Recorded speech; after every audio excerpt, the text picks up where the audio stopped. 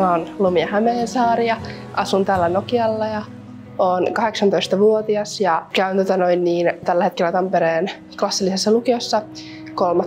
vuotta mun lukiota. Mä oon ollut nyt suurin piirtein noin jonkun yli 10 vuotta, jos muistan oikein, kun 7-vuotiaana aloitin. Niin just kaikkia erilaisia tekniikoita ja sitten pienempänä mulla oli just sellainen ongelma, että painoin aina ihan liian paljon, kun mä piirtelin ja tälleen, niin nyt mä oon oppinut silleen, että ei kannata painaa niin paljon, että pystyy just korjaamaan kaikkia teoksia. Ja oon oppinut sit kans, että jos niinku tekee jotain virheitä, niin aina ne pystyy korjaamaan ja paljon kaikenlaista. Mä aloitin siis tämän kuvataidekoulun mun yhden kaverin kanssa, mutta se lopetti joskus ala-asteen lopussa. Mutta sitten mä jatkoin vielä siitä itse ja sitten mun yksi luokkalainen itse asiassa aloitti yläasteella kans täällä samassa. Niistä me vähän niinku silleen kaverustuttiin niinku täällä ja samaan aikaan siellä koulussa sitten. Yleensä jos mä niinku teen vaikka vapaa-ajalla jotain, niin mä tykkään tehdä ihan vaan niinku vaikka piirtelemällä niin mustavalkoisia töitä, koska jotenkin musta tuntuu, että se on silleen ehkä se, missä mä oon niin paras. Niin kuin nytkin on vapaa-ajalla just tehnyt kaikkea, niin aion totta kai jatkossakin tehdä kaikkea vapaalla aina kun on aikaa. En kyllä epäile sitä, että ei olisi vielä niin kuin osana silleen tulevaisuutta.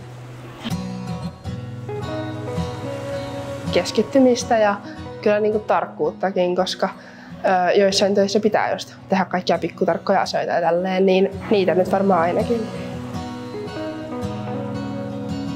Aika montaa eri niin kun, asiaa. Piirtäminen ja maalaaminen niin on tätä asioita, että kun mä niin kun teen niitä, niin se on niin kun, ehkä rauhoittava. Että jos on vaikka paljon stressiä, niin sit niin kun, ne auttaa silleen vähentämään.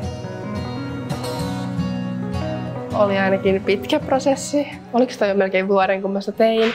Ja oli silleen niin kuin samaan aikaan mukavaa, mutta sitten kans silleen välillä ehkä vähän rasittavaa ja haastavaa, kun mun tässä työssä mä olin just valinnut, että tekee niin kuin ns. Saman maisemakuvan useita eri kertoja. Niin sit oli se välillä vähän rankkaa, kun piti tehdä niin kuin samat asiat silleen joku samanlainen tolppa 4 kertaa ja tälleen. Mut sit oli kans silleen mukava, että pääsi just tutkiin tuossa mun työssä noita eri vuoden aikoja ja tekee niille sellaisia tyypillisiä piirteitä, että ei kaikki kuitenkaan ollut niinku samanlaista sitten. Joo, eli tässä tosiaan on nyt tää mun lopputyö ja tässä on 4 eri maalausta. On kevät ja kesä ja syksy ja talvi. Ja tässä on siis tällaiset henkilöt, jotka istuu tuossa penkillä ja aina niin kun seuraavassa työssä ne on sit kasvanut vähän vanhemmiksi. Ja tämän työn nimi on Elämänkulku. Kuvastaa niin kuin silleen, kuinka asiat muuttuu yllättävän nopeasti. Sitten me ei niin kuin edes huomata niiden asioiden muutosta. Kuitenkin tässä on sellaisia piirteitä, joiden tavoitteena on kuitenkin tuoda esille, että kaikki asiat ei aina välttämättä muutu, vaan pysyy ennallaan. Mun mielestä tällä hetkellä mun lemppari on ainakin tää syksy. Sen takia, että siinä on tällainen tietty väritys. Mä oon aina tykännyt syksyn väreistä ja vaikka se onkin sellainen sateinen vuoden aika, niin jotenkin sen väritys on silleen tosi kaunis ja tälleen. Ja mä myös koen, että toi onnistui jotenkin tosi hyvin. Ton portin mä silleen niin kuin keksin vaan, että kun mä niin kuin mietin, että mitä kaikkia eri NS-piirteitä mä haluan tähän maalaukseen, ettei se niin kuin olisi pelkkä nurmikko ja pelkät taivaat ja vuoret siellä ylhäällä, niin sitten mä ajattelin, että tuohon olisi kiva, jos olisi tällainen aita. Ja sitten mä ajattelin, että siinä aidassa on niinku portti, että mistä pääsee kulkemaan. Ja sitten kun mä aloin miettiä sitä, että ihmiset niinku vanhenee aina, niin sitten mä kuvittelin jotenkin, että mitä jos se portti aina silleen vähän niin kuin aukeaisi sen merkiksi, että niinku kohta niinku alkaa uusi tie ja tälleen. Ja sitten niinku sitä NS niinku tällaisen 2 erilaisen maailman, niin sen mä niinku jotenkin ehkä itse kuvittelin silleen, että niinku tässä edempänä voisi olla silleen niinku ehkä enemmän semmonen just niinku ehkä silleen menneisyyspaikka. Ja sitten tuolla kun se porttihan niinku avautuu tonne kaupunkiin päin, niin siellä olisi niinku just se tuleva ja tämmönen. Vaikka meidän menneisyyttä miettii ja tulevaisuutta, niin kyllähän esimerkiksi kaikki niinku ihmiset on vaikuttanut aika paljon tähän meidän maailmaan ja kaikki rakennukset on muuttunut ja tällaista, niin sellaista ajattelin sillä.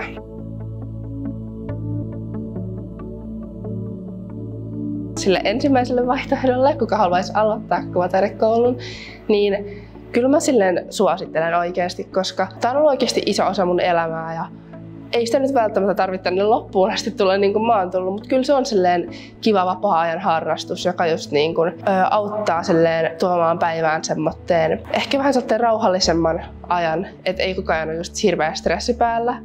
Ja sitten se jälkimmäinen, että kuka stressaa tätä lopputyötä, niin sille mä ehkä sanoisin, että ei niin kuin kannata stressata, koska vaikka mullekin tuli välillä semmoinen, että ei, että en mä ehdi tekemään tätä, niin ei siinä ole mitään hätää, että kyllä sen ehtii tehdä ja kun munhan piti keväällä saada tämä valmiiksi, niin sit kun on halunnut kiireessä tehdä tätä loppuun, niin jatkoin nyt vielä syksyllä, että kun ei siinä silleen oikeasti ole mitään kiirettä, että ihan rauhassa saa tehdä, niin ei se tarvitse hätäillä.